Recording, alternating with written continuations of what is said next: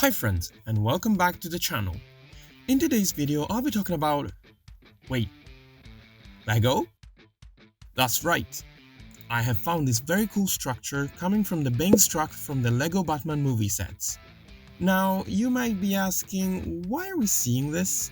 Well, playing around with it, I noticed something very cool which inspired me to try and give it a try. So as you can see, pretty much all pieces from the Ork Trukk can fit perfectly on the size of this Lego frame. Of course though, that wasn't enough. I had to rework the frame from scratch, but did all I could to keep the shock-absorbing play feature, which I really wanted my truck to have. In the end, I came up with this particularly slim frame, but as you can see, the rest of the truck can fit perfectly, almost getting stuck. So this was the first part of the plan, and it was already looking pretty good. I also had all the other parts ready to be added. I did some cutting and sanding here and there to try and add as many of the original parts to this new frame, using super glue to fix in place all the pieces. I was also very happy to see everything was lining up perfectly with the Lego frame, making it easier for me to not have to kitbash other parts. Once I thought that everything was ready, I just had to prepare the parts to be glued together. Although something was still bothering me, and I thought the wheels weren't orky enough. So I took away the Lego tires and thought of making my life more difficult by adding the ones from the original Ork Trukk. To do so, I had to grab drills and glues and do some kit bashing. I still wanted the wheels to roll around, so what I had to do was to create a Lego axle without friction that could fit the Warhammer kit's wheels. I cut in half the axles and relied on some green stuff putty to make this as sturdier as possible, fixing everything with some super glue and paperclip pieces.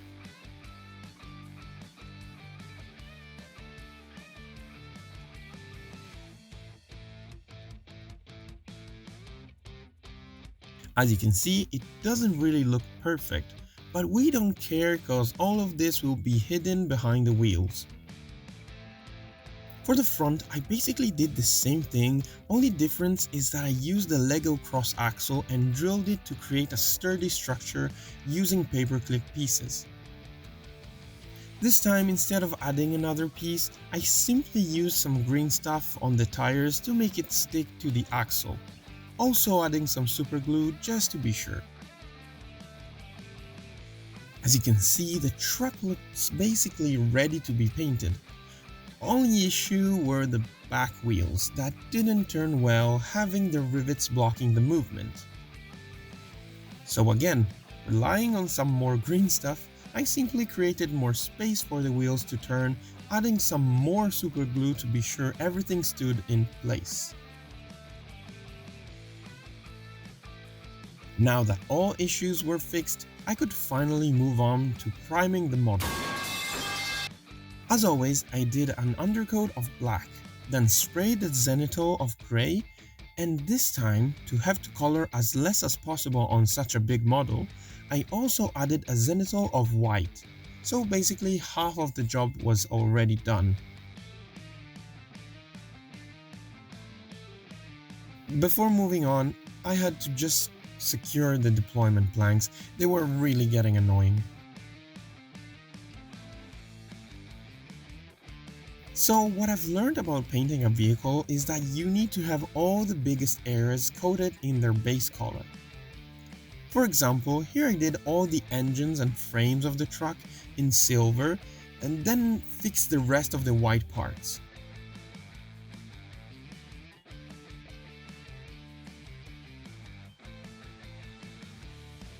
Once you've planned out how you want your vehicle to look like, you can move on and work on basing other details.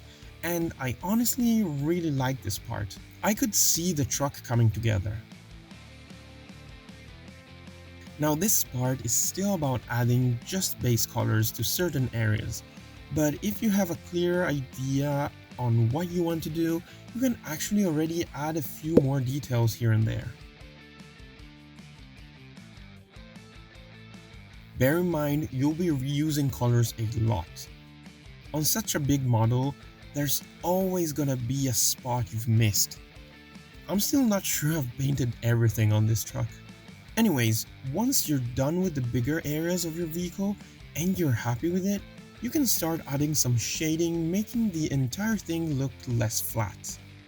Working on an Ork vehicle is surely not exactly as working on an Imperial tank, but to be honest, the steps can be adapted quite the same.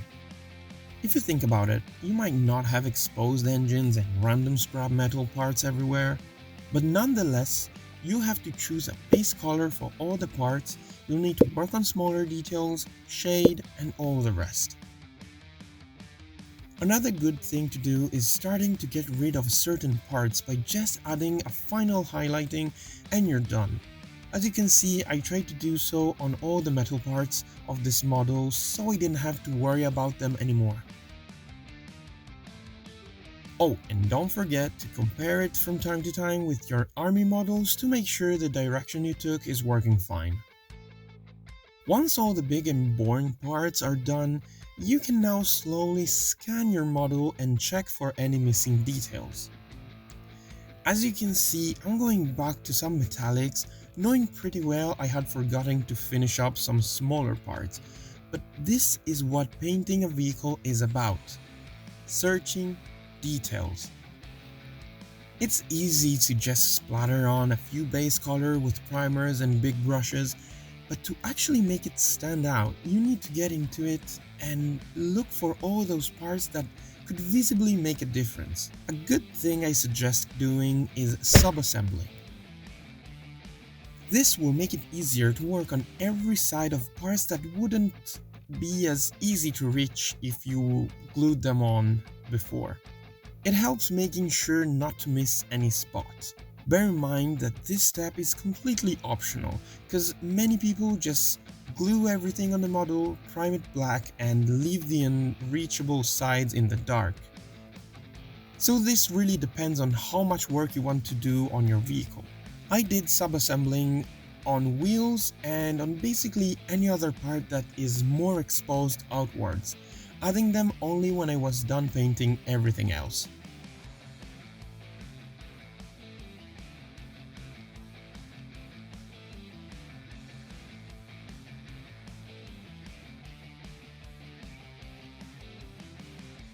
The last thing I suggest painting are the drivers or crew of your vehicle. I also did this to treat myself and to distract myself after working so much on big and sometimes repetitive parts of this truck. Many might think that painting all of this on the drivers is kind of a waste of time, but trust me, that I prefer to do a little more work on them rather than looking in and seeing like a blank colorless spot. So working on vehicles might seem quite difficult at first, but trust me, if you manage to follow these few steps, you might find it a lot easier. The first thing is to sub-assemble. Second is to prime the main color you want, or make sure to have a bigger areas covered in their base color. And then take your time and look for details. Working on this truck seemed overwhelming at first, but I slowly found my way out of it. Oh, and yeah, as always, I like to add some dust, rust, and weathering to help hide mistakes if there are any. But this is completely optional if you prefer a more clean look. So, I hope this video was helpful and can make it easier to try and working on vehicles. As always, I try to be as beginner friendly as possible, so hope there weren't too many confusing parts. Thanks to all of you for staying.